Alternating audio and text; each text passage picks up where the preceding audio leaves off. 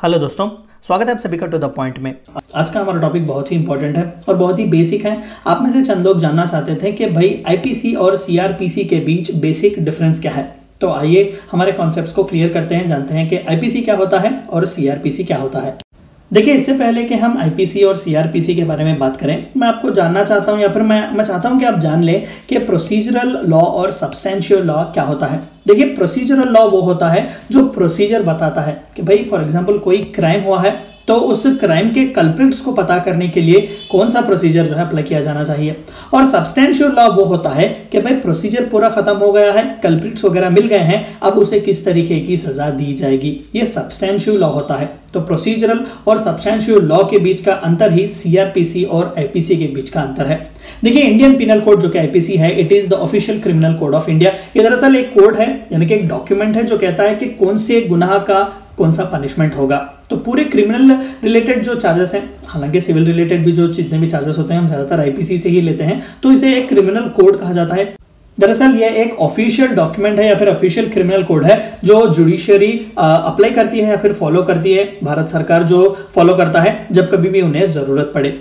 It is a comprehensive code intended to cover all substantive aspect of criminal law। यानी कि ये एक substantive law है। IPC ये बताता है कि मान लेते हैं कि रेप के चार्जेस हैं, रेप की तरह प्रूव किया गया है कि कल्प्रिट ने रेप किया हुआ है, तो उसे किस तरीके की सजा दी जाएगी ये आईपीसी बताएगा। लेकिन किस तरीके का प्रोसीजर वो सीआरपीसी बताएगा। जैसे कि मैंने कहा कि प्रोसीजरल लॉ जो होता है वो बताता है कि प्रोसीजर क्या है, कल्प्रिट तक पहुंचने का एविडेंस किस तरीके से गैदर करें, ये प्रोसीजरल लॉ बताता है। लेकिन आईपीसी इंडियन पिनल कोड जो है वो सब्सटेंशियल लॉ है, यानी कि वो बताता है कि कौन से क्राइम को जब आप प्रूव करते हैं तो कौन सी पनिशमेंट दी जानी चाहिए। The Indian penal code was drafted in 1860 on the recommendation of first law commission of India.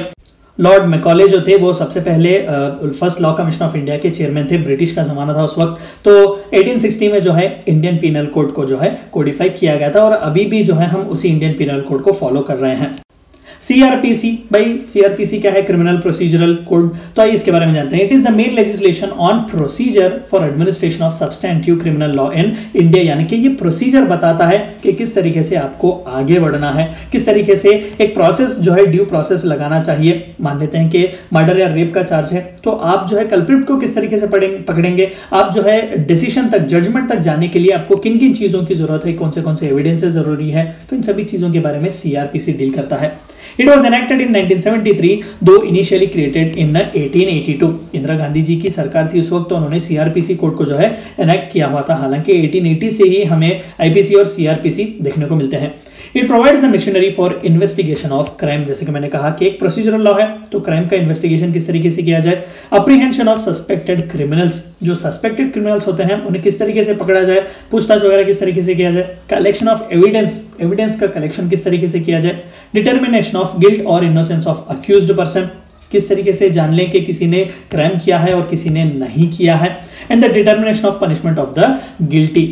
Conclusion पर आना कि हाँ भाई ये जो क्रिमिनल है जिस पर हमने सस्पेक्ट किया है वो गिल्टी है, तो उस रिकमेंडेशन या फिर उस डिटर्मिनेशन तक हम किस तरीके से आए। तो ये बेसिक डिफरेंस है आईपीसी और सीआरपीसी के बीच। इनडायरेक्टली ये बेसिक डिफरेंस है सब्सटेंशियल और प्रोसीजरल लॉ के बीच। Thank you for watching my video.